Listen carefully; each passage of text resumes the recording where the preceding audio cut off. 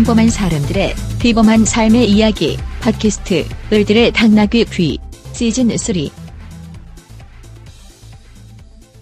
와글와글 우리 시대 을들의 외침 본격 페미니즘 노동방송 을들의 당나귀기 와후 예 노동편 두 번째 시간 시작해 보겠습니다. 줌줌줌 연어줌 네 여성 노동자의 현장 이야기와 함께하는 연어줌 저는 연어진경이고요. 오늘 이 시간에는 언제나처럼 중원수미님 안녕하세요. 써니선영님 안녕하세요. 일단아랑님 안녕하세요. 네 언제나처럼 고정 멤버들 여전히 붙박이처럼 자리를 지키고 계십니다. 그리고 오늘 초대 손님 나와 계세요. 작년 10월 중순에 SNS에서 문학계, 미술계, 오타쿠계, 영화계 등에서 일어난 성폭력을 고발하는 해시태그 문화예술계 성폭력 운동이 벌어졌었죠. 많은 여성들이 자신이 경험한 성폭력과 예술계 내 성차별적인 문화, 구조에 대해서 폭로를 했는데요. 영화계에서는 이 해시태그 운동을 계기로 찍는 페미라는 영화계 내 페미니스트 그룹이 만들어지기도 했습니다. 자, 이때 눈에 띄는 한 분이 계셨습니다. 영화 걷기왕 촬영 과정에서 프로덕션에 성희롱 예방교육을 제안해서 감독과 스태프들이 다 같이 모여서 성희롱 예방교육을 받은 모범적인 사례가 발생을 했습니다. 이걸 제안하신 분입니다. 다큐멘터리 감독님 남순아 감독님 모셨습니다. 우후! 안녕하세요. 안녕하세요. 네, 오늘 남순아 감독님과 영화판에서 일하는 여성 노동자들이 어떤 경험을 하고 있는지 얘기 한번 나눠보겠습니다.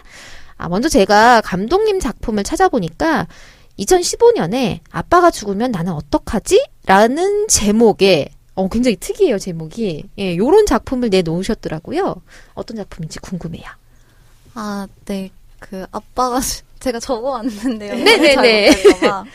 아빠가 죽으면 나는 어떡하지는, 나는 초밥을 좋아하는데 아무것도 하지 않는, 그러니까 돈을 벌지 못하는 나도 초밥 먹을 자격이 있을까라는 게 제 20대 초반의 화두였는데요. 저는 이제 아빠한테 경제적 지원을 계속 받고 있거든요. 그래서 영화의 내용은 다들 힘들다는데 순아는 그렇게 그 정도로 힘든 것 같지 않고 남들처럼 힘들지 않아서 죄책감을 느껴가지고 아르바이트를 하면서 돈을 벌어서 죄책감을 덜어보기로 해요. 그래서 영화는 인간다운 삶은 무엇이고 그 삶을 누릴 자격은 누구에게 있는가라고 질문하는 영화라고 생각하시면 될 것 같습니다. 굉장히 심오하고 철학적이에요. 메시지가 있었는데요. 아니, 이 영화의 결론은 어떻게 되는 거죠? 결론은 보시면 아시겠지만 네. 약간 좀 힘없이 끝나는데요. 아니, 잠깐만. 이거 스포일러가 나가는 건가요? 아니요. 2015 어차피 2015년에 발표하신 거니까 지금 네. 좀 설명을 해주시면 다운로드해서 보는 사람들이 생길 것 같아요. 네, 사실 다운로드를 받을 수 있는 방법은 없는데. 없어요? 네. 네. 그래서 저도 찾아봤는데 어디에서도 이게 다운을 받을 수가 없더라고요. 저 충분히 돈을 지불할 용의가 있었는데. 그럼 따로 저한테 입금해 주시면. 그런가요? 우리 공동상영회도 한번 조직해 볼 만한데. 네, 근데 네. 어쨌든 결론은 어떻게 돼요? 결론은 결론은 제가 내린 결론은 근데 제가 이런 얘기를 많이 했는데 이제 그 영화를 완성하는 때까지도 이게 제작 지원을 받아서 완성을 한 거여서 아빠의? 네, 아빠가 죽으면 나는 어떡하지를 인디 다큐 페스티벌이라는 영화제에서 지원을 받았는데 그래서 완성을 해야 돼서 완성을 하는데 끝까지 그 확신이 안 서는 거예요. 정말 사람이 돈을 안 벌고 이 사회에서 말하는 쓸모 있는 인간이 아니어도 과연 이게 이 사람이 가치 있다고 말할 수 있을까?에서 자신이 없었는데 이제 제 친구가 그거는 사실은 이제 어떤 팩트의 문제가 아니라고 그냥 이거는 무엇이 옳고 무엇이 그른지를 가지고 우리가 싸우는 거다. 우리는 그러니까 우리는 모든 사람이 평등하다고 믿고 이 사회에서 말하는 쓸모 있는 일을 하지 않는 사람에도 인간다운 삶을 살 자격이 있으며 그다음에 그 인간다운 삶은 점점 올라가야 된다라고 우리는 그게 옳다고 믿고 그래서 그걸 가지고 싸우는 거라고. 그래서 결국 그걸 가지고 근데 정말 그런가? 라고 질문 자체가 이제 소용이 없다. 이래서 그렇구나. 정말 훌륭한 말을 듣고 그렇게 믿기로 했습니다. 초밥에서 시작을 해가지고 네, 초밥에서 시작을 해가지고 그런 결론까지 어마어마한데요. 제가 너무 근데 영화에 비해 좀 거창하게 말했나 싶네요. 아니죠. 정말 보고 싶어요. 일단 개별적으로 입금을 해보고 그다음에 공동 영화 제가 왜 이제 그 내용을 여쭤봤느냐면 제가 요즘 전국에 강연을 다녀요. 그러면 중고등학생들에게도 강의를 할 때가 있어요. 그럼 제가 이제 주요한 질문을 뭘 하냐면 괜히 어려운 질문을 좀 해보는 건데 우리나라 헌법 정신은 사람은 누구나 태어나서 죽을 때까지 존엄할 권리가 있다입니다. 그래서 한 가지 여쭤보는데요. 여러분 민주공화국의 시민으로서 내가 존엄하다, 존중받았다라는 언제 그런 느낌을 받았냐고 질문을 해요. 그게 여러분의 권리입니다. 이렇게 얘기를 하면서 여러분이 일을 하든 안 하든 공부를 잘하든 못하든 대부분의 경우가 경험이 없대요. 잠깐 우리한테 한번 질문해 볼까요? 예, 언제? 그러니까 어땠어요? 그러니까 수미님은 언제 그런 느낌이 드셨어요? 제가요? 네. 전 제가 싸울 때였어요. 그러니까 제가 어느 순간에 물론 제한적이긴 하지만 내가 나의 운명을 선택했다. 라고 생각했던 때가 있어요. 그게 제가 그냥 가장 어려울 때, 그러니까 감옥에서 중리산이 할 때는 삶을 복귀하게 되잖아요. 그런데 후회 없고 나는 내 스스로 나의 존엄함을 외치고 존중받기 위해서 노력하는 그 싸웠던 모습 그리고 지금까지 그래서 제가 항상 이 친구들한테 어떤 얘기를 하냐면 인권은 당신이 누려야지 꼽히는 겁니다. 당신이 지금 인권을 누리고 계세요? 이렇게 물어봐요. 그러니까 그걸 매일 매 시간 누리고 있느냐 이런 질문하면 너무너무 낯설어 하는 거예요. 그러니까 학교 때도 한 번도 그런 경험 교육을 받은 적이 없는 거예요. 초등학교 때 중학교 때, 고등학교 때, 대학교 때도 넌 경쟁에서 쓸모가 있어야 돼. 너무 울 것 같아요. 그렇죠. 그러니까 그래서 그걸 물어봐요. 물어보면 왜 굉장히 그러니까 갑자기 분위기가 이게 집단마다 다른데요. 분위기가 굉장히 다른 반응들과 막 분노, 소리 지르는 사람들도 있고요. 하여튼 여러 가지 반응이 나왔어요. 근데 전 그래서 그 영화가 궁금했던 거예요. 바로 그 질문을 스스로 던진 거고, 그러면 저야 그렇게 끊임없이 스스로를 이렇게 세뇌시키면서 여기까지 온 세대면 지금 20, 30대에 혹시 그런 질문을 스스로 던졌을 때 뭐라고 답변을 할까? 무엇이 고민일까? 이게 지금 굉장히 궁금해서 심지어 설문조사도 했어요. 성남 대학생들이 응해줘서 당신은 민주공화국 시민을 느낀 적 있냐 없냐? 80%가 없대요. 20%는 그래도 난 투표를 할 땐 좀 느꼈어요 정도였고 80%가 압도적 다수가 없고 왜 없냐? 라고 물어봤는데 답변을 굉장히 힘들어하더라고요. 그러니까 아예 그런 현실을 좀 드러냈으면 좋겠어요. 드러내고 우리 헌법 정신이 뭐였는지도 한번 생각 좀 해보고 사람은 상품이 아니어서 시장에서 내가 팔리지 않는다 해도 사람은 존엄해야 돼요. 전 이게 제 생각이에요. 그리고 그걸 위해서 싸워왔고 나는 그런 사람이고 그렇게 자기 운명을 결정할 수 있는 사람들이 있기를 저는 원해요. 어쨌든 자, 그 영화 여기서 여기서 각자가 내가 민주사회의 시민으로서 뭔가 존중을 받았다, 존엄성을 느꼈다라고 한 순간이 언제였을까요? 일단 저도 잘 생각 안 나고 저는 그냥 제 커뮤니티 이 한 줌도 안 되는 페미니스트들과 한 줌도 안 되는 이 퀴어 친구들 이 사이에서 늘 존중받으면서 존엄성을 유지하면서 살고 있다고 생각하는데 이 대한민국의 어떤 시민으로서 존중받는다는 느낌은 거의 못 받고 사는 것 같아요. 저도 그런데요. 근데 굉장히 저는 아이러니한 게 제가 엄마가 되고 그리고 임신을 하면서 제 자신은 사라졌다라고 느꼈거든요.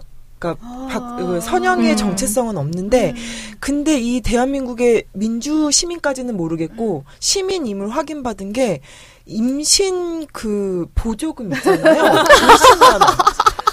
저 태어나서 처음으로 국가로부터 그 복지금을 받은 거예요. 통장으로 바로 통장은 아니지만 어쨌든 그 뭐야 이거 포인트 있잖아요. 네, 그걸로 맞아요. 바로 그걸로 꽂히는 받아요. 그걸로 결제하는. 그리고 또 애를 낳았다고 매달 받는 통장에 그 들어오는 20만 원. 그래서 되게 아이러니한 건 내 자신은 사라졌는데 내가 그 예비 노동력이라고 소위 얘기할 수 있는 이 그 미래의 그 자녀를 출산했다라고 한 미래의 자녀는 아니죠. 어쨌든 미래 노동자를 출산했다라고 하는 명목으로 줬겠지만 어쨌든 그래서 받은 그 50만 원과 20만 원의 이것 때문에 민주는 아니지만 어쨌든 시민으로서 대접이라는 표현도 좀 이상하네요. 그러니까 그런 그게 국가가 있음이라고 하는 거를 저는 처음 느꼈던 근데 거예요. 그 시혜를 주는 국가일까요? 아니면 나의 권리를 보장한 국가일까요? 저는 전자라고 생각을 그러니까 하는 그 거죠. 질문이 왜냐하면 그다음 질문이 돼요. 왜냐하면 선영이는 이미 사라진 상태인 거고 거기에 애를 낳은 것에 대한 아까 얘기한 것처럼 제가 느끼기에는 재생산 노동을 저는 한 거잖아요. 이제 그런 것에 대한 꼴랑 50만 원. 근데 그것도 사실 자, 그럼 여기서 질문을 하나 해봅시다. 그 50만 원과 20만 원이라고 하는 것은 아이를 낳은 선영이에게 준 것일까? 아니면 선영이가 낳은 아이 때문에 준 것일까? 후자죠, 저는. 후자. 그러니까 참 아이러니하다는 거예요. 그렇죠. 내가 민주 시민이 아니고 그냥 시민으로서 국가로부터 받은 처음 돈인데 저는 이미 사라진 그 경험 속에서 그걸 받으니까 진짜 이게 내가 사라지고 난 후에야 받을 수 그렇죠. 있는 네. 존엄. 저는 산전 산후 우울증을 다 경험을 했는데 예, 그런 와중에 돈이 이렇게 들어오니까 이건 뭐지? 막 이런 생각이 들더라고요. 우리 감독님께서 두 번째 영화를 만드셔야 될 것 같아요. 그러니까 이런 얘기들 저는 이제야 우리가 조금은 이런 얘기들을 시작하게 된 게 아닌가 싶어요. 그러니까 너무 무겁지도 않지만 사실은 이건 헌법과 관련된 얘기이기도 하거든요. 아주 사소한 문제일지 모르지만 정말 시민이라는 게 뭐지? 우리 삶에서 그런 존엄하다고 하는데 불가침의 인권이 있다라고 헌법에 써 있어요. 내가 불가침의 인권이라는 걸 경험해 본 적이 있나? 내가 가지고 있다는데. 이런 질문들을 이제 아주 생생한 삶 속에서 특히 여성들이 전 얘기를 해봤으면 좋겠고요. 특히 20, 30대가 해봤으면 좋겠어요. 정말. 그래서 한번 영화 좀 만들어 봅시다. 그럼 초밥에서 시작한 감독님의 사유가 결과에 이르러서는 이제 우리 사회에서 쓸모 있는 일을 하지 않음에도 불구하고 우리는 충분히 인간으로서 존엄을 인정받아야 되고 충분히 쓸모 있는 인간이다라고 하는 그런 결론으로 네. 그렇게. 그게 처음에는 제가 기본소득이라는 제도에 대해서 소개를 하고 싶었는데 다큐멘터리에서 네, 처음에 기본소득 제도를 알았을 때는 좀 막 그런 말을 해도 되는지 모르겠지만 진짜 무슨 개소리지라고 생각했거든요. 어떻게 사람이 일도 안 하고 아니면 돈이 없는 것도 아닌데 모두에게 준다는 게 너무 이상했는데 근데 제가 아빠한테 그러니까 이게 어떻게 보면 충분하고 어떻게 보면 충분하지 않지만 아무튼 경제적 지원을 저는 계속 아빠한테 매달 현금으로 받고 있거든요. 그런 걸 봤을 때 내가 받는 게 기본소득 아닌가라는 생각이 들면서 이제 그런 근데 저는 그렇게 받을 때 계속 나에게 그런 자격이 있는 사람인가? 그러니까 정말 딱 기본소득은 약간 모든 시민을 대상으로 하는 거라면 저는 랜덤인 거잖아요. 그냥 어떤 집에 태어나가지고 그걸 받는 건데 그거에 대한 죄책감이 굉장히 컸었고 그리고 이제 막 저보다 훨씬 더 뭔가 사람이 보기에 그러니까 이게 사람이 누가 훌륭하고 안 훌륭하다고 나누긴 좀 그렇지만 더 훌륭해 보이는 사람들이 있는데 저 사람들이 아니라 이렇게 쓸모없는 내가 봤다니라는 그런 죄책감 같은 것도 있었던 것 같아요. 그래서 세상에 쓸모없는 죄책감이 그렇죠. 근데 이게 근데 막 자꾸 그거를 계속 근데 그 영화를 완성을 하고 나서도 자꾸 그게 계속 이렇게 쓰나미처럼 올 때가 있어요. 요즘에 좀 그런 기간인데. 그리고 약간 돈을 조금이라도 벌면 약간 그게 이렇게 완화됐다가 다시 돈을 못 벌면 다시 막 자본주의 막 이런 그렇게 좀 되는 것 같아요. 그래서 처음에는 기본소득을 설명하고 싶었는데 이제 깜냥이 안 돼갖고 그냥 왜 내가 이런 죄책감을 느낄까 고민을 하다 보니까 그렇게 크게 갔네요. 근데 사실은 이제 우리 사회가 노동을 하지 않는 자, 생산성이 없는 자에 대한 쓸모없음에 대해서 계속 주입을 해왔잖아요. 굉장히 심해요. 그죠? 그러니까 우리는 그걸 무임승차라고 사람들이 그러니까 이렇게 열심히 일을 하는 나라에서 대다수의 사람들이 내가 무임승차를 하고 있는 게 아닌가라고 고민한다는 아이러니. 예전에 심해요. 그 버트란트 러셀의 게으름에 대한 찬양이라는 네, 책을 네, 보면 게으를 수 있는 권리의 그렇죠. 라파르그. 예. 그런 얘기를 보면은 이제 거기서 무슨 얘기를 하냐면 이제 자본가의 그 부인인 한 여성이 그렇게 얘기를 하죠. 도대체 가난뱅이들이 여가 시간을 주면은 그동안에 뭘 하겠느냐. 그때 당시만 해도 이제 그 성인들은 한 15시간 정도 하루에 일을 했고 아이들은 한 12시간 정도 일을 했었다고 해요. 근데 거기에서 그렇게 노동하지 않으면은 뭐 어른들은 술이나 먹고 자빠져 있을 거고 애들은 쓸데없는 장난을 하느라고 시간을 다 허비할 것이다. 걔들은 노동을 해야 된다라고 주장을 했다라고 하는 그런 얘기가 있거든요. 근데 그게 사실은 아직까지 없어지지 않은 게 아닌가. 그렇죠. 네. 그리고 우리나라는 노동력을 키우는 거예요. 아주 정확하게 얘기하면 스펙 쌓고 경쟁하고 이게 훌륭한 노동력임을 입증해야 해요. 교육이 이렇게 되거든요. 근데 사람으로 교육을 시키는 게 아니라 노동력으로 교육을 시키는 게 저는 여전히 지배적이다. 그래서 이제 조금씩 좀 많이 바꿔봤으면 좋겠어요. 그래서 어쩔 수 없이 일자리 얘기를 하지만 저는 그것보다 더 중요한 게 항상 권리 문제라고 생각을 하거든요. 근데 아직도 그게 다수의 공감을 얻기가 굉장히 힘들어요. 그러니까 이제 시작을 해봐야죠. 그러니까 이제 강연 다니면서 물어보는 거예요. 20, 30대는 어떻게 생각하는지. 중고등학생들은 무슨 생각을 하는지 이런 질문을 받았을 때 그리고 혹여나 이런 질문을 던지어서 한 번쯤은 좀 생각해봤으면 좋겠다 이런 생각도 있는 거죠. 여러분들이 한 번은 생각해봤으면 좋겠다. 누군가는 이런 질문을 던지면서 돌아다니더라. 남순아 감독님은 제가 볼 때는 굉장히 깊은 사유를 가지고 그 영화를 만드신 것 같아요. 그죠? 네, 그렇습니다. 네. 사실 이게 뭐 생각이라고 하는 게 굉장히 작은 사소한 일에서부터 시작이 되잖아요. 초밥에서부터 시작된 어떤 기본소득까지 이어지는 그 대장정. 꼭 한번 보고 싶습니다. 어딘가에 저희가 돈을 지불하고 다운받을 수 있는 루트를 꼭 만들어 주십시오. 제가 번호 남기고 하겠습니다. 네, 알겠습니다. 자, 그럼 걷기왕에서 성희롱 예방 교육을 제안하시게 됐고 실제로 실행이 됐다라고 그렇게 얘기를 들었어요. 걷기왕에는 어떤 역할로 참여하신 거죠?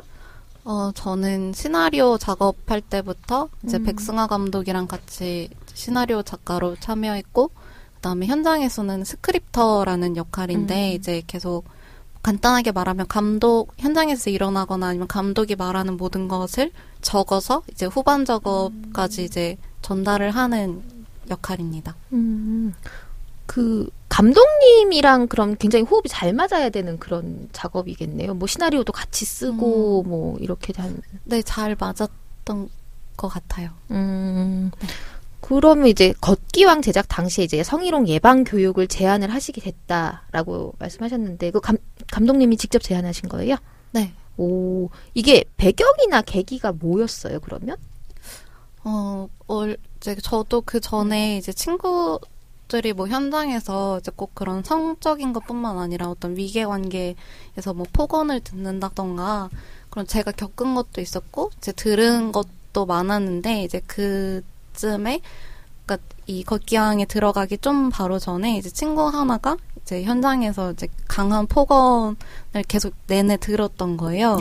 근데 그 친구가 있었던 현장에 제가 아는 사람도 되게 많았거든요. 그래서 그 사람들은 아무것도 하지 않았냐라고 했더니 이제 다 못 본 척을 한 거죠. 근데 너무 화가 나는데 저도 약간 그런 사람인 것 같은 거예요. 그래서 그게 너무 좀 저를 우울하게 만들어서 나는 뭘 할 수 있을까를 계속 고민을 하던 중에 이제 우연히 한국독립영화협회라는 곳에 이제 뭐 거기서 성평등위원회라는 데가 있는데 거기서 이제 1년에 한 번씩 그런 뭐 뭐라 그래야죠? 어떤 성평등 교육 같은 걸 실시하는데 그때 민우회에서 평등한 조직 문화 만들기 수업을 들었어요. 그래서 그때는 또 이런 걸 수업으로 듣다니 조직 문화는 당연히 평등해야 되는데 그걸 수업으로 듣는 게 너무 신기한 거예요. 그래서 이런 것도 배워야 되는구나라고 이제 그런 제 개인적인 역사에선 그런 게 있었고 이제 걷기왕에 들어가는데 제가 처음 하는 장편 영화였기 때문에 돈을 떼일까봐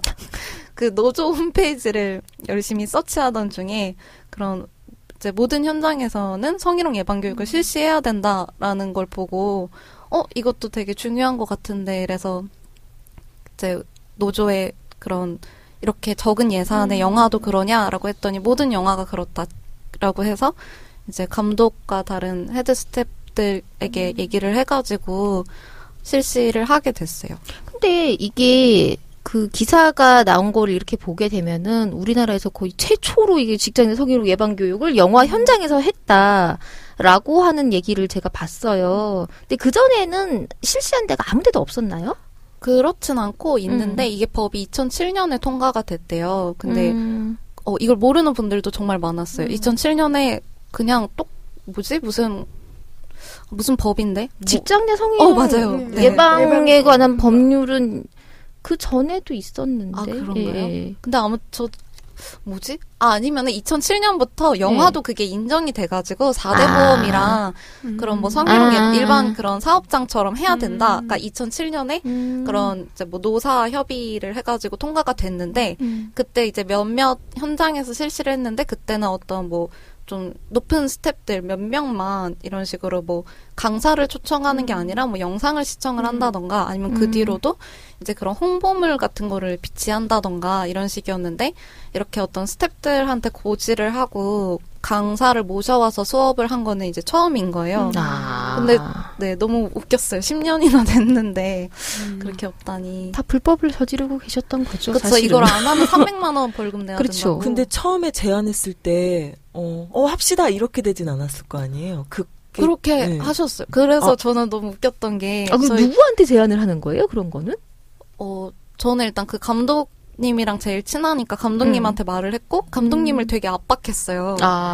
이거를 내가 돈도 많이 안 받고 일하는데 이거는 열정 페이. 그리고 감독님도 약간 이제 긴장을 하고 너무 이제 그렇게 약간 표정이 내가 너에게 실망하지 않게 잘해라라는 얼굴이니까 감독님도 이제 긴장을 하고 이제 과연 여기 그러려면 근데 제작사 이게 법으로 해야 되는데도 제작사랑 어떤 그런 결정권자들이 과연 이거를 허락을 해줄까를 고민을 했는데 사실 그 강사 초청하는 그 돈보다 이 스태프들을 한 자리에 모으는 게 그들의 일단은 불만이 있고 이제 당시엔 몰랐지만 알고 보니 그건 유급 교육이었고 이래서 아직도 좀 잘 안 되는 것 같아요. 그래서 제가 감독님한테 먼저 말했고 감독님이 PD님 처음 만나자마자 전 이거 하고 싶습니다 라고 얘기했고 제작사 이사님한테도 말씀을 드려서 그렇게 이제 아무래도 그런 감독이나 PD님 제작사 쪽에서 그래 당연히 해야죠 라고 하니까 이제 조 감독님이나 그런 이제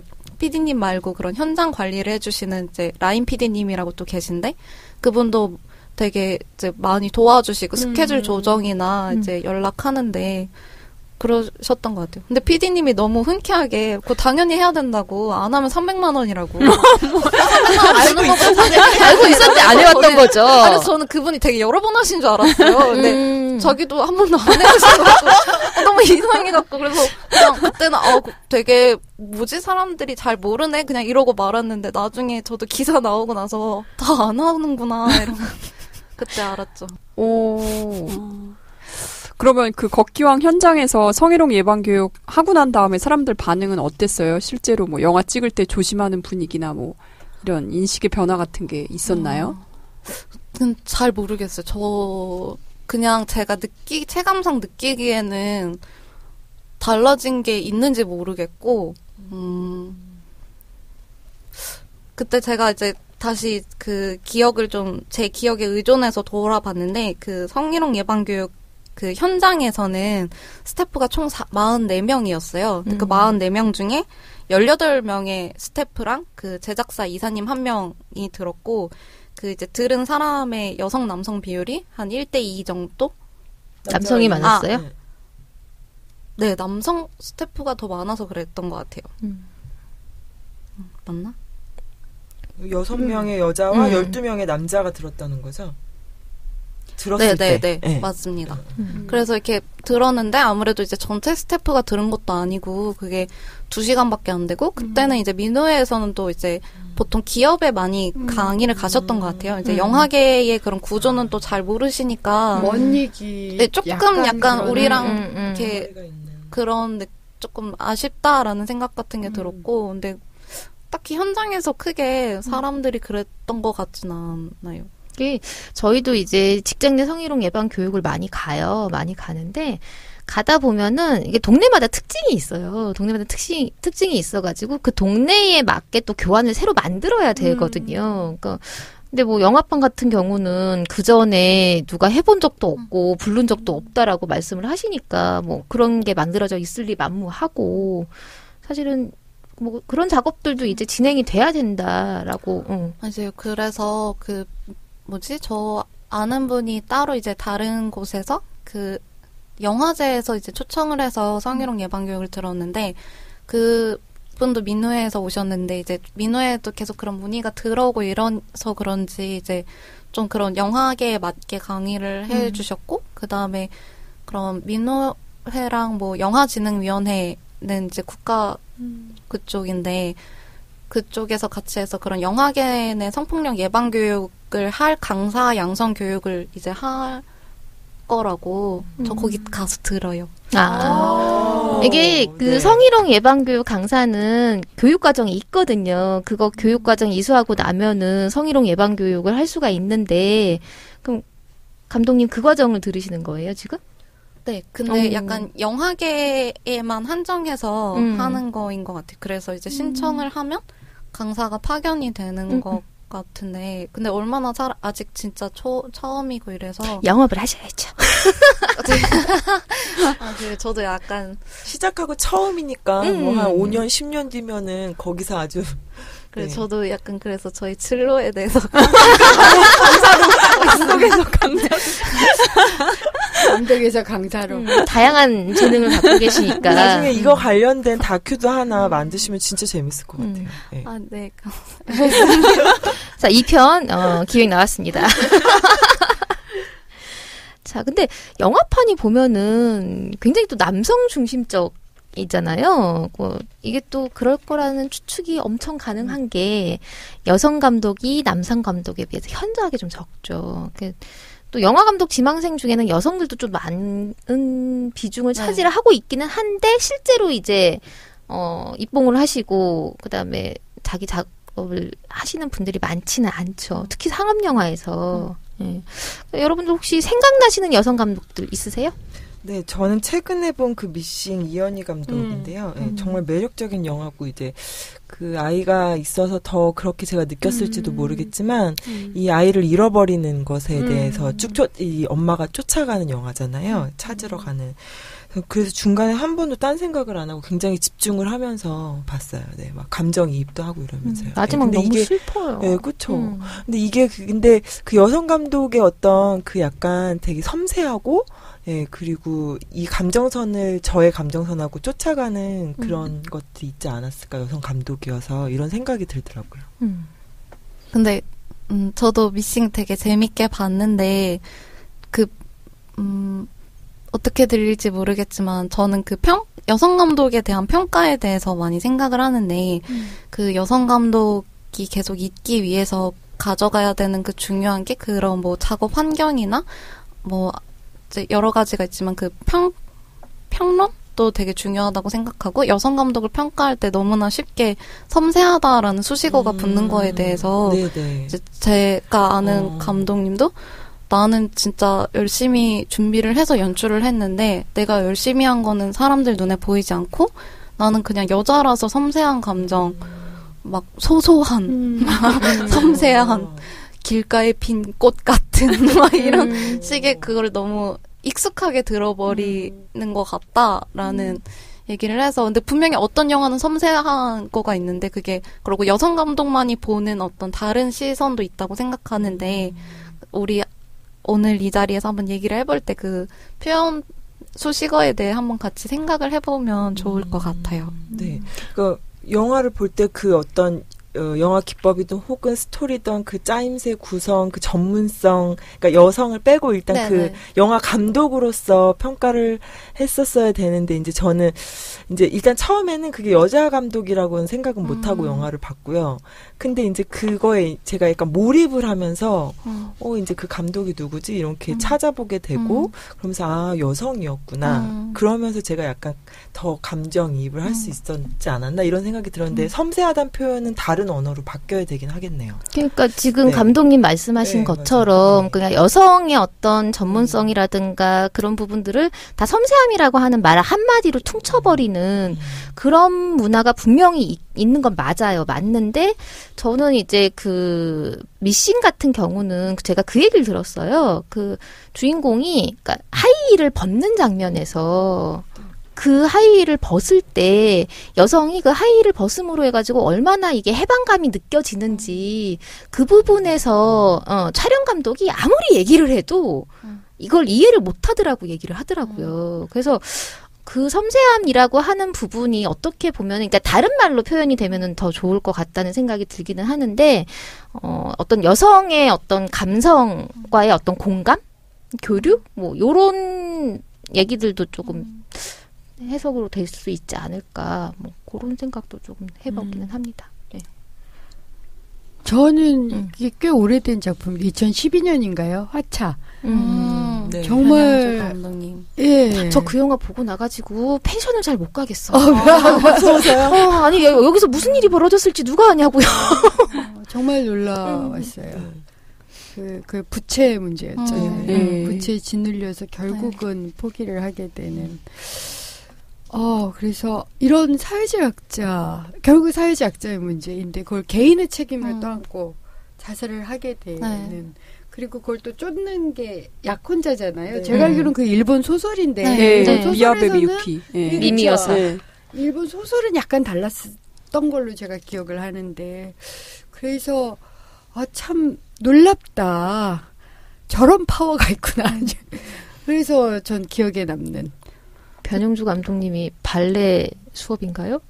맞을 네, 거예요. 그 영화로 아마 크게 한번 하시고 난 다음에 화차로 이제 뭐 재기에 성공을 하셨다 뭐 이런 얘기도 제가 들은 적이 있는 것 같긴 한데. 예. 저는 근데 미싱 봤을 때 화차 생각이 좀 났었거든요. 그거 둘 다 이제 주인공이 그 어떤 벼랑 끝에 몰린 주인공이 죽는 걸로 끝나잖아요. 네. 그래서 약간 좀 근데 그렇다고 그럼 다른 결말이 뭐가 있냐라고 하면 할 말은 없지만 여성 캐릭터들은 항상 저렇게 죽어버리고 끝나는구나라는 그게 생각이 현실을 좀. 반영하는 거겠죠. 그러니까 실제로 생물학적으로 여자가 그러니까 현실에서 죽지는 않더라도 자기가 거세가 아니라 뭐라고 표현해? 자기가 사라지는 느낌?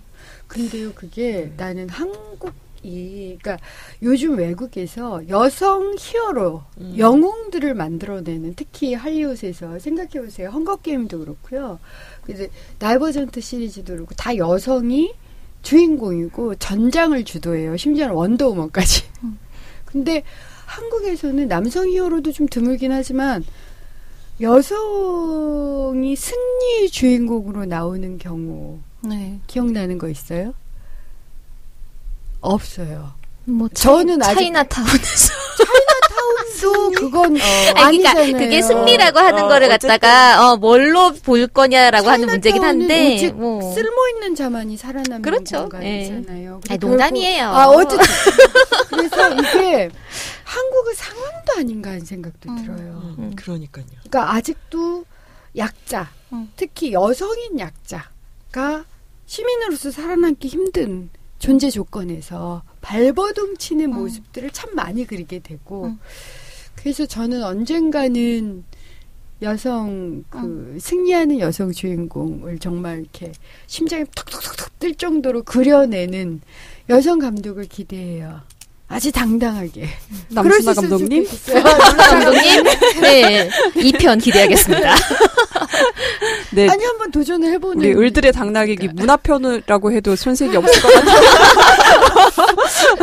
네. 내용인 것 같은데 저는 임순례 감독이 떠오르는데요. 여성 감독하면 이제 최근에 아가씨에 출연했던 배우 김태리 씨랑 이제 한국판 포레스트 찍고 계신다던데 이게 1년을 준비하고 그 다음에 봄, 여름, 가을, 겨울을 다 촬영해야 되기 때문에 또 1년을 촬영하고 그 다음에 또 뭐 1년을 편집해서 나올 거라고 하더라고요.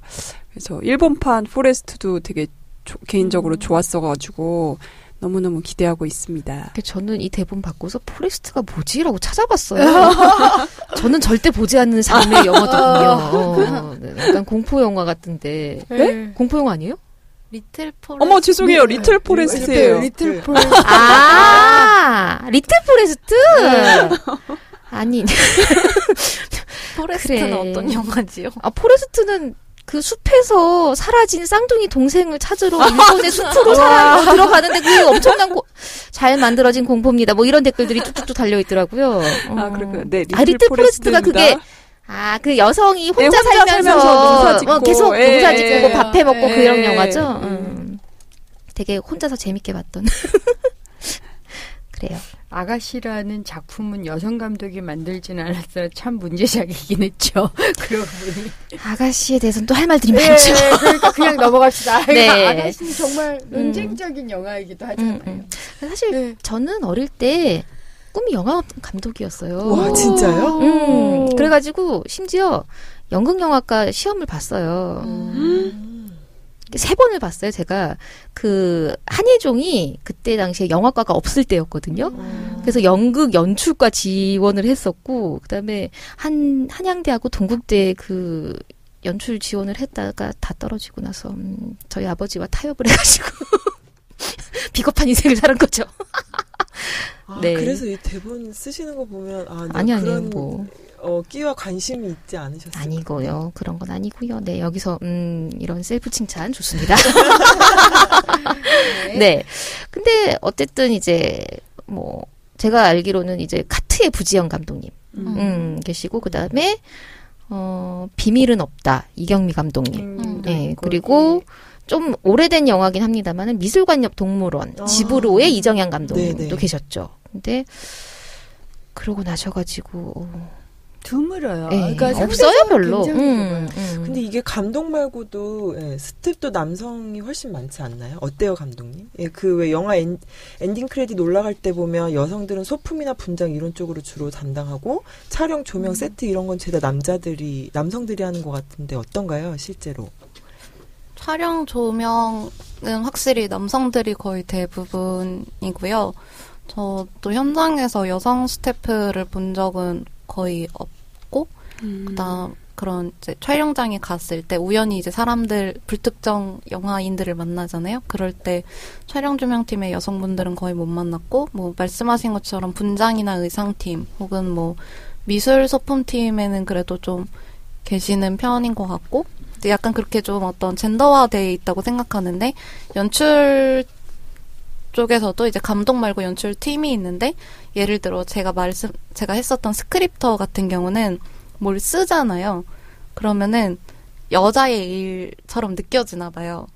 그래서 뭐 그런 얘기도 들었는데 연출부의 꽃은 스크립터, 제작부의 꽃은 회계.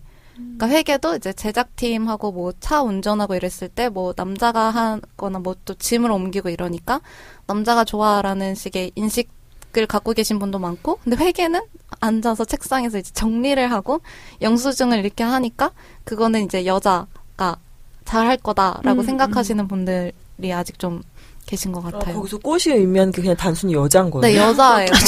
저는 그 뭐 핵심 인물 뭐 이런 건 줄 알았더니 그냥 꽃은 꽃이구만. 네. 제가 잘못 이해했을까요? 근데 저는 그게 여자라서 그렇게 하는 것 같았어요. 근데 또 그 말을 딱 들었을 때 제가 그 연출팀에서 제가 이제 여자고 제작팀에서 회계 분이 여자고 네, 맞아요. 그렇답니다. 꽃이라니. 효과가 없었어요. 아니, 근데, 이제 시작이니까, 앞으로 이제, 여러 가지 과정들을 거쳐가지고 영화 현장도 좀 많이 바뀌어야 되지 않을까 뭐 이런 생각도 많이 드는데 남순아 감독님이 이제 다큐멘터리 감독이시잖아요. 네. 그러니까 다큐멘터리 영화 촬영 현장에 대해서도 좀 듣고 싶은 얘기가 좀 있어요. 해시태그 이게 영화계 내 성폭력 운동 요게 있을 때 다큐멘터리 내 성폭력 얘기가 많이 나오지 않았다고 알고 있는데요. 네. 다큐 현장이랑 극영화 현장이랑 좀 많이 다른가요? 뭐 다큐 현장에서는 여성들이 겪는 문제는 어떤 게 있을까요? 좀 많이 다른 것 같기는 한데요. 거의 그 영화계내 성폭력 해시태그가 나왔을 때 다큐멘터리계 얘기는 정말 하나도 제가 못 찾은 걸 수도 있지만 제가 찾은 걸로는 하나도 나오지 않았고, 근데 그 이유를 보면은 일단은 다큐멘터리 하는 사람들이 훨씬 적기 때문이기도 하고요. 다큐멘터리는 약간, 네, 사람도 훨씬 적고, 그런 독립 다큐멘터리계 같은 경우는 좀 제가 듣기로 운동권하고 되게 비슷하다고 들었어요. 이제 그렇게 처음에 한국 독립 다큐멘터리가 액티비즘으로 시작을 했기 때문에 이제 어떤 뭐 선후배 문화라던가 또 그런 식이고 그래서 이 공동체 자체가 너무 작기 때문에 이 이야기를 하기가 좀 어려웠던 부분도 있는 것 같고 이거는 그리고 좀 다른 얘기지만 저희 추측으로는 독립 다큐멘터리 하는 분들이 트위터를 잘 안 하시는 것 같더라고요. 근데 그 해시태그 자체가 페이스북이 아니라 트위터에서 돌았잖아요. 그래서 더 없나? 하는 생각도 좀 들고. 꼭 경험하신 적은 없으세요? 그런 부분들에 대해서 뭐 봤거나 들었거나. 제가 지난 인디 다큐 페스티벌에서 이제 제 또래 여성 감독들하고 두 번째 영화 찍을 수 있을까라는 제목으로 포럼을 했었는데 이제 그때 그런 친구들이랑 그런 얘기를 했어요. 동료 감독들이랑 이제 극영화는 자꾸 나오고 영화계내 성폭력이라는데 그 영화 왜 다 극영화고 이제 다큐멘터리 안에서 마치 없는 것처럼 그냥 넘어가고 있는데 우리도 우리 얘기를 해야 하지 않겠냐. 그리고 누가 설명해 주는 게 아니라 우리가 우리 입으로 얘기를 해야 된다. 그래서 아예 영화제에 제안을 해서 포럼 자리를 만들었는데 그때 얘기를 했던 게 이제 사적 다큐라는 어떤 그런 분류에 대해서 그러니까 비평 쪽인 거고요. 그다음에 뭐 이제 경력 단절 그리고 뭐 이제 성폭력 문제 크게 약간 이렇게 세 가지 정도로 볼 수 있는데 그 성폭력은 또 이제 다큐멘터리 같은 경우는 외국은 좀 이렇게 그룹으로 많이 다니는 것 같은데 한국은 보통 혼자 다니거든요. 그리고 또 그런 어떤 철거 현장이라던가 이제 투쟁 현장 같은 데 많이 가요. 여자 혼자 가면 특히나 그 여자가 어려 보이면은 그 사람을 감독이라고 생각하지 않는 거예요. 이제 부를 때도 뭐 이제 남성이 오면은 감독님이라고 하지만 여성이 오면은 뭐 어이 거기 아가씨 이렇게 다들 다들 영화계 아닌 곳에서 다들 경험하신 것처럼 그런 식으로 부른다던가 아니면은 이제 더 뭐 무시한다던가 아니면은 그런 왜 이제 촬영을 하다 보면 그리고 그 투쟁에서 뭐 남성들의 투쟁일 경우에 이제 여자가 있으면 약간 좀 그래 보이니까 나가라고 한다던가 아니면은 제 다른 동료 감독 같은 경우는 뭐 그 사람을 촬영을 하러 그 사람 집에 가야 되는데 이제 그게 되게 무서웠다는 거죠. 근데 내가 이거를 두려워하는 게 저 사람에게 뭔가 잘못하는 것 같고 그 다음에 어떤 나의 능력 부족인 것 같고 이제 그게 뭔가 잘 못 끝냈고 이제 계속 부채감 같은 걸로 남아있다. 근데 알고 보니 나만 이런 게 아니라 굉장히 많은 여성 다큐멘터리 작업자들이 그렇더라라는 뭐 이야기도 했었고 이제 뭐 동료 아니면 영화인들끼리 보통 이제 동료 감독들이라던가 뭐 그 같은 다큐멘터리 씬 내에서 어떤 일어나는 성폭력들 같은 얘기를 했었어요. 그 포럼에서 금방 말씀하신 모든 얘기가 다 나온 거예요? 네. 와. 두 번째 영화 찍을 수 있을까라는 말이 정말 많은 걸 함의하고 있네요. 이 제목은 누가 지은 거예요? 그게 같이 했었던 저희 포럼 제목 원래 처음엔 포럼이 아니라 그냥 모임 같은 걸 해보자. 우리 모임 이름 뭐 할까? 하면서 그냥 모임을 하면 그러니까 포럼을 목표로 해볼까 이렇게 했는데 다른 이름을 이렇게 내는 과정 중에 다른 감독님이 자기 요새 이 생각 진짜 많이 한다고 이제 그분은 이제 막 첫 번째 영화를 그러니까 첫 번째 장편 영화를 마무리하셨는데 계속 두 번째 영화를 찍을 수 있을지 궁금하다. 근데 이 제목을 들으면 사람들이 이제 왜 그 두 번째 영화를 찍을 수 있을까가 제목이냐라고 물어보시는데 사실은 그냥 다큐멘터리 작업은 그냥 작업 자체로도 힘든데 자꾸 너무나 많은 것들이 우리가 어떤 어린 젊은 여성이라는 이유로 계속 우리의 발목을 잡고 우리가 헤쳐나가야 되는 게 너무 많아서 이런 제목으로 짓게 되었습니다. 되게 얘기를 듣고 보니까 더더욱 공감이 가는 제목이에요. 네. 이게 우리가 앞으로 작업을 계속 연속적으로 할 수 있을까라고 하는 우리의 미래에 대한 얘기인 거잖아요. 지속성과 미래와 이 모든 것들에 대한 우려와 불안감 이런 것들이 다 응축이 돼 있는 것 같은데 자료를 좀 보고 싶네요. 예. 그 페이스북에 네. 두 번째 영화 찍을 수 있을까를 줄여서 두영찍이라는 페이스북 페이지가 있는데요. 거기에 발제문을 다 올려두었습니다. 그렇군요. 예. 한번 보도록 하겠습니다. 감사합니다. 네. 네, 근데 아까 이제 감독님께서 다큐멘터리 현장에서 선후배 문화가 이제 강하다고 말씀하셨는데 언뜻 보면 선배가 후배 챙겨주고 가르쳐주는 분위기라는 게 뭔가 공동체 갖고 챙겨주니까 좋을 것 같기도 한데 또 이게 어떻게 보면 또 위계 질서가 딱 자리 잡고 있구나 하는 생각도 드는데 이런 구도가 뭐 어린 젊은 여성 감독들한테 어떻게 작용하나요? 동료 감독으로 보지 않는 걸로 작용을 하기 때문에 가장 크게 문제라고 생각을 하는데 저는 대안학교를 나왔는데 거기랑 너무 비슷한 분위기인 거예요. 다큐멘터리 씬이 약간 거리를 두지 않고 굉장히 이제 친밀하고 가까운 척하지만 그 친밀하고 가까움을 가장해서 일어나는 무례함이라던가 아니면 그 친밀하고 가까운 것 자체도 뭐 예를 들어 저한테 누가 이 친구라고 부를 때도 그 이 친구라는 말 자체가 저보다 어린 사람이 저한테 이 친구라고 하지 않잖아요. 보통 이제 저보다 나이가 많은 분이 저를 친근하게 지칭할 때 이 친구라고 하고 내가 이 사람하고 친근하다고 느낄 수 있는 것 자체도 이 사람의 권력인 거잖아요. 나이나 경력에서 오는 이제 그런 것들을 많이 느꼈고 그렇게 친밀하다라는 것 때문에 뭐 말을 좀 편하게 하신다던가 아니면 만나자마자 뭐 반말을 하신다던가 이제 자연스럽게 제가 신진 감독이기 때문에 자연스럽게 저는 어떤 계보 아래에서 후배가 돼버리고 막 이제 그러니까 반말을 듣고 이런 식의 문제 같은 게 있고 그렇게 이제 친밀한 공동체이기 때문에 실제로 어떤 사건에 문제가 일어났을 때 문제 제기하기에 되게 불편한 거예요. 제가 이제 용기를 내서 어떤 문제 제기를 한다고 하더라도 그거를 근데 그 가해자한테 딱 말을 하기가 그렇잖아요. 이제 주변에 어떤 도움을 청하는 식으로 저 사람이 저한테 이런 식으로 했습니다라고 해도 주변에서 그 사람 원래 그래. 그 사람 원래 성격 그 모양이야. 이런 식으로 이제 그냥 넘어가 버린다던가.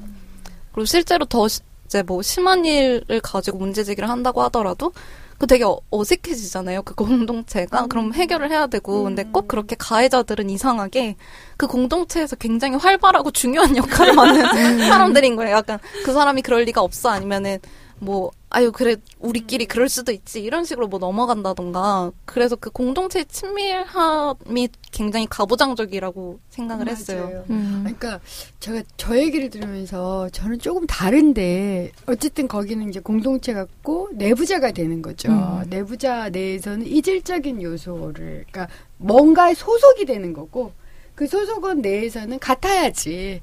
이렇게 되니까 문제 제기하기 힘든데 저는 아예 거꾸로 전 소속원이 안 되는 거예요.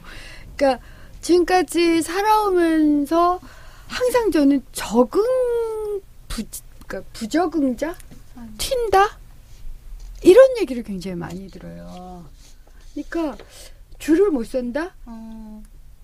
계속 외부자의 형태로 쭉 살아오게 되는 그래서 그 굉장히 고민이 많이 돼요.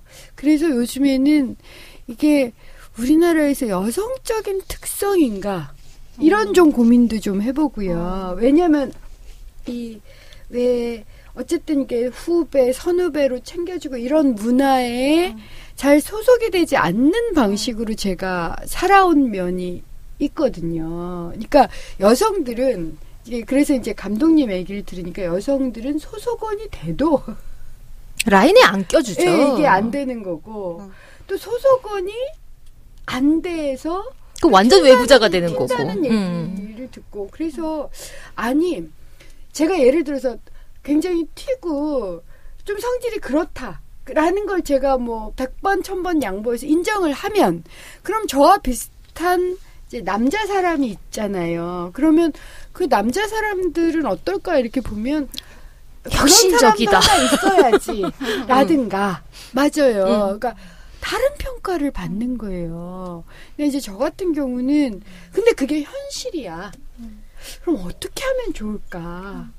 저는 사실 이런 고민을 하고 있고 제가 어쨌든 여성들 중에는 그래도 좀 더 살아본 사람이니 저도 좀 해결책을 만들어야 되겠다라는 생각이 드는 거예요. 소속원이든 소속원이 아니든 간에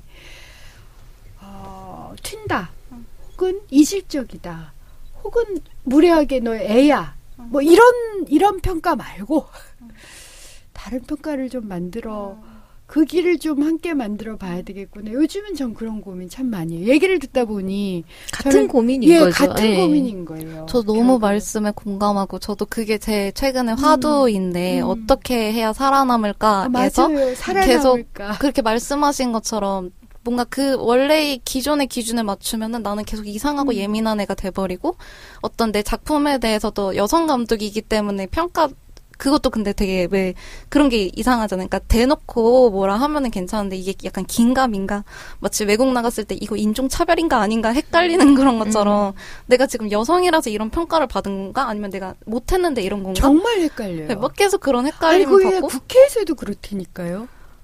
대한민국 어디든 안 그렇겠습니까? 아니, 그러니까 예를 들어서 갑자기 저하고 나이가 같거나 나이가 어린 상대가 한 1시간 이상 계속 반말을 하는 거예요.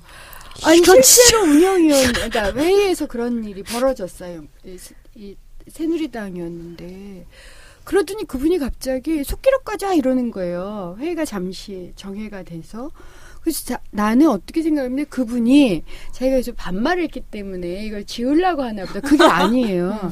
내가 반말을 했는가를 찾기 위해서 가져오라고 그런 거예요. 미친 거 아니에요? 저는 계속 이제 존댓말을 했고요. 근데 어쨌든 그러니까 계속 이제 논쟁을 벌이고 저는 존댓말로 문제 제기하고 그랬더니 이제 이게 너무 화가 나니까 계속 1시간 이상 반말을 하더니 속기록까지 이렇게 된 거거든요.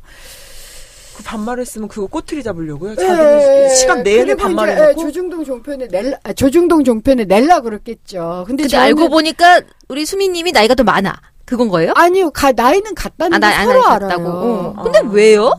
그런 거예요. 그럼 왜 그랬을까? 이런 생각을 하잖아요. 그러니까 다른 의원들도 다 앉아 있었어. 근데 제가 속으로 저 사람은 왜 그럴까?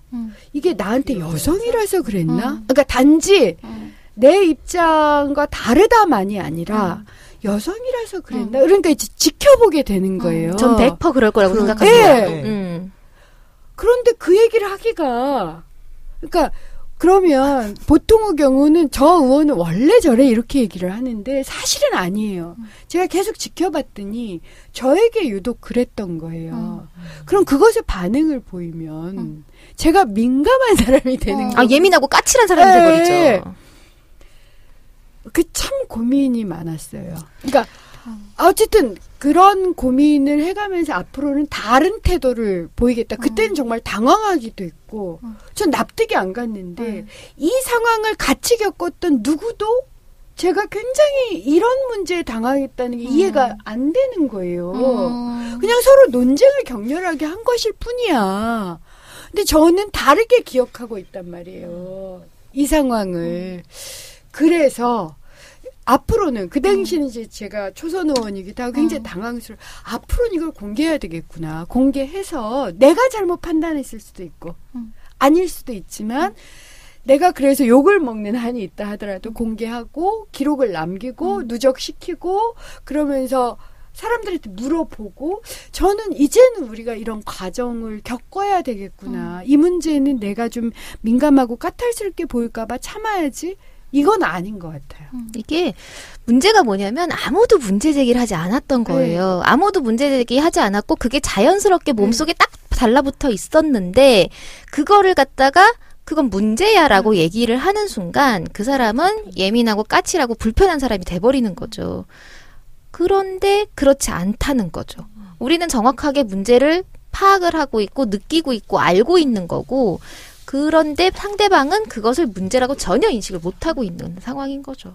근데 그렇게 말씀하신 거를 저희가 이렇게 들으면은 들을 때 저희 외부자들은 그거 완전 100% 여성이라서 그런 거네요 라고 하지만 그 현장에 있었던 사람은 긴가민가 하잖아요. 긴가민가예요.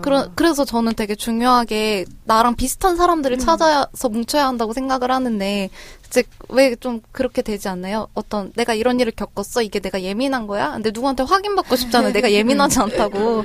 당연히 그 사람이 잘못했네라는 얘기를 들으려면 저랑 비슷한 사람들을 찾아내야 되고 이제 아까 말씀한 것처럼 그렇게 뭐 이게 여성이라서 이래라는 식으로 어떤 저평가를 받지 않으려면 저는 그게 이미 기존의 평가가 있기 때문에 계속 우리가 저평가가 된다고 생각하는데 우리 안에서 새로운 평가들을 만들어내고 새로운 언어들을 만들어서 평가를 해야 한다고 생각해요. 그래서 계속 이 사람이 그러니까 예를 들어 저는 영화를 만드는 사람이니까 제 동료 감독 어떤 여성인 동료 감독 어린 여성의 영화가 이게 왜 좋은지를 제가 훨씬 더 적극적으로 이제 어떤 그런 뭔가 평론가들이 해주기 전에 계속 제가 먼저 적극적으로 하려고 그렇게 생각을 하고 있는데 그때 저번에 나랑님께는 말씀드렸지만 그렇게 우리가 싸워가면 되겠구나라고 했는데 이 동료들이 결혼을 해버리면 어떡하지? 라는 생각이 들면서 이 사람들이 결혼을 해서 이 씬을 떠나가면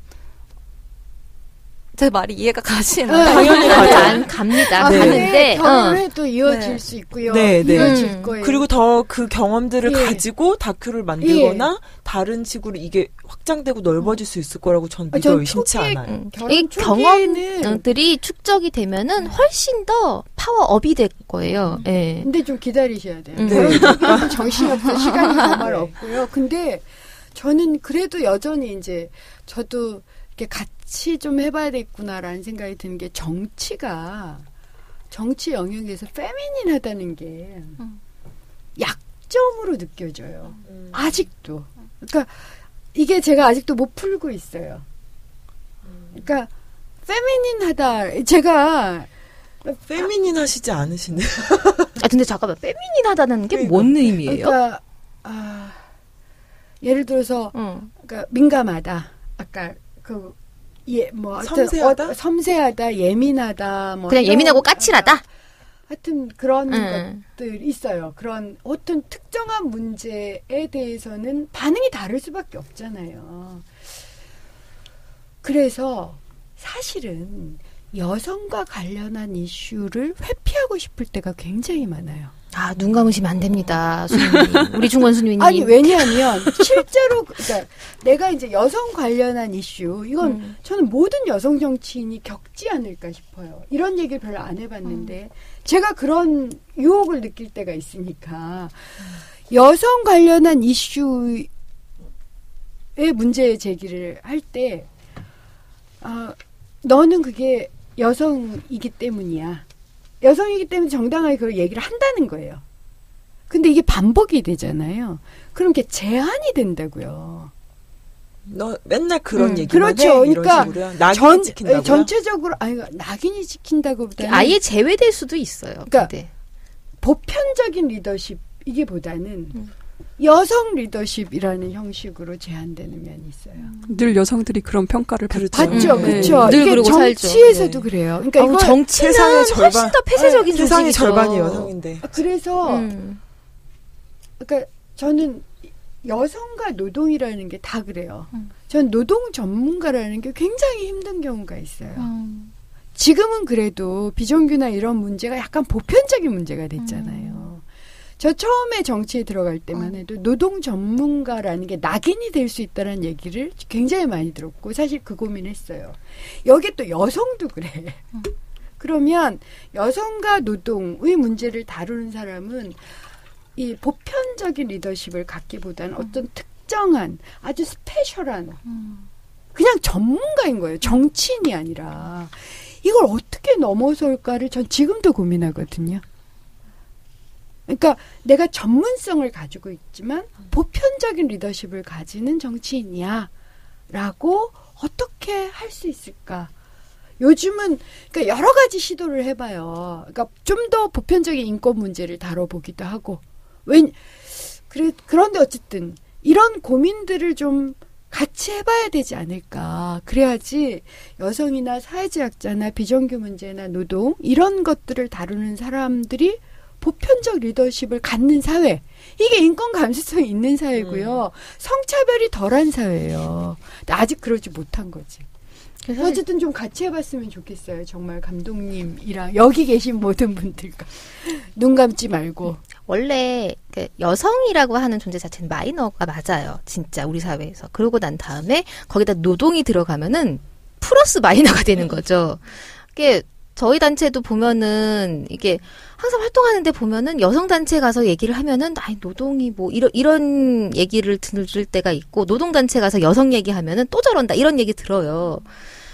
근데 뭐 이게 약간 우리 중원수미님이랑은 지형이 다른 게 우리는 그 얘기를 하려고 모인 사람들이라서 차라리 그래 우린 마이너니까 우리 얘기만 죽어라 할게라고 하는 포지셔닝이 가능하거든요. 그래서 뭐 누가 뭐라 그러던 간에 우리는 마이웨이 간다 이렇게 갈 수가 있는데 사실 뭐 중원수미님이나 남순아 감독님 같은 경우는 이제 좀 다른 이질적인 상황들 속에 둘러싸여 가지고 그렇죠. 상황을 헤쳐나가야 되니까 이게 쉽지는 않은 상황인 거죠 사실은. 근데 우리가 힘을 합쳐야 됩니다. 그러니까 나는 어떻게 살아남을 수 있을까? 그러니까 남 감독님 얘기했던 저도 그게 화두예요. 내가 살아남아야 된다는 생각을 가지고 있는 거야. 아니면 실패를 해도 아주 멋있게 실패를 해야 돼. 근데 저는 고민이 되는 게 뭐냐면 어떤 것이 문제다라고 인식한 사람이 그거에 대해서 그러고 난 다음에 눈 감을 수 있을까요? 그러니까 굉장히 힘든 거예요. 그러니까 결국은 기존의 길로는 못 가요. 그런데 새로운 길은 아직 없는 거야. 그러니까 내가 길을 만들어야 되는 그러니까 거죠. 좌충우돌을 하는 거예요. 좌충우돌을 하다 보니까 실수도 많이 하고요. 실패도 해요. 그래서 제가 제대로 도전하고 실패를 해도 와장창 크게 해서 그냥 온갖 유리창 다 깨고 실패를 하든가 그렇게라도 해야 되겠다라는 생각을 하는 거죠. 그래서 그것도 하나의 살아남는 방법. 이다. 그러면 그 다음 사람은 유리창 안 깰 수 있지 않을까. 난 이래서 유리창 깰 수밖에 없었어.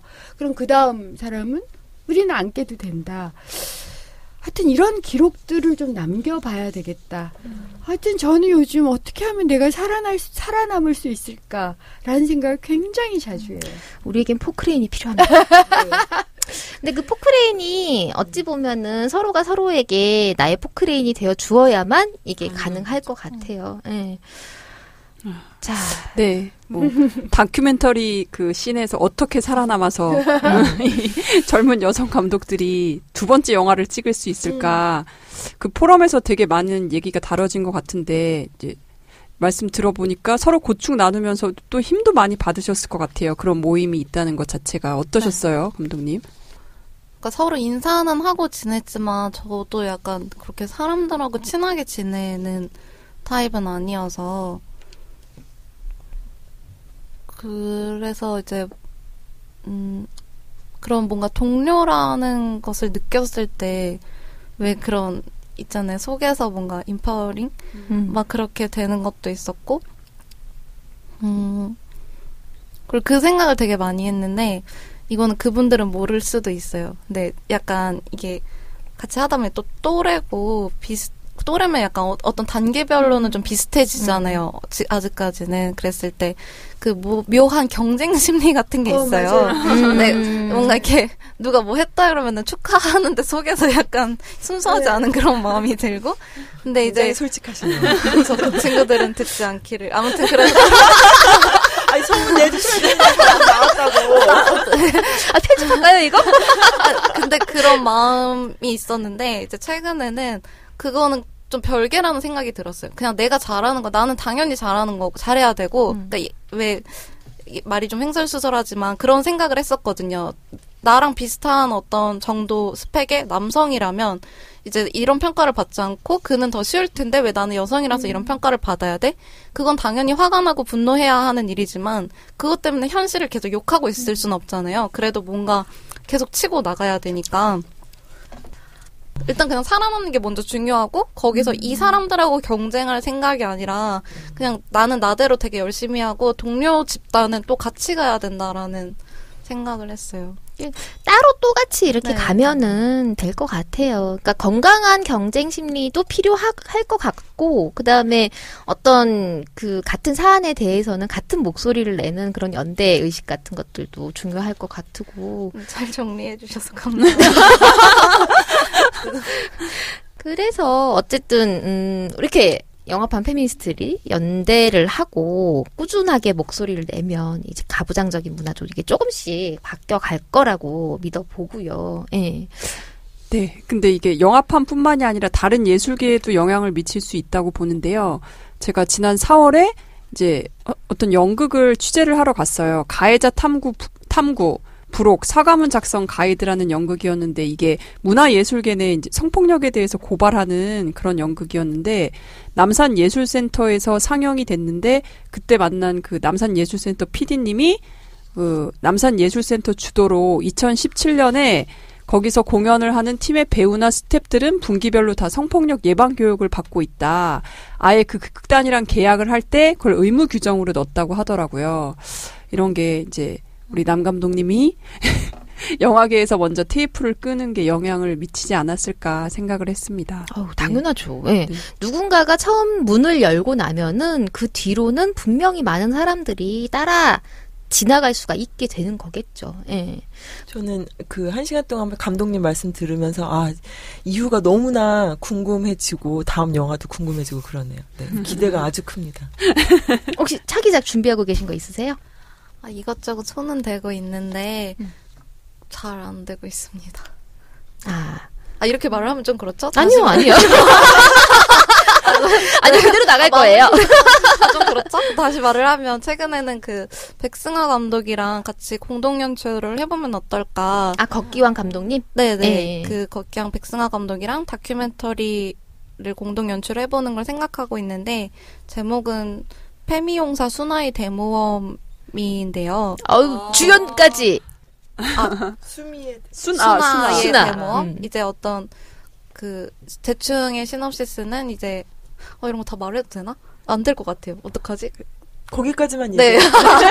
네. 거기까지만. 확실해지고 뭔가 제작이 들어가면 다시 말하겠습니다. 네. 기대됩니다. 완전 기대요. 페미용사. 완전 기대요. 아니요. 완전 기대됩니다. 네, 페미용사 순아의 대모험. 페미용사. 앞으로 이제 남순아 감독님의 페미니스트로서의 역할과 직장 내 성희롱 예방 강사로서의 역할과 그 다음에 감독님으로서의 역할과 지금 몇 가지예요 지금. 바쁘게 사셔야겠습니다. 활약 엄청 기대를 하고 있겠고요. 나중에 영화 완성되면은 다시 출연해 주실 거죠? 네, 그럼요. 네. 오늘 반가웠습니다. 오늘 일단 팟캐스트 들어주신 청취자 여러분 감사드리고요. 다음 시간에 또 만납시다. 여러분 안녕.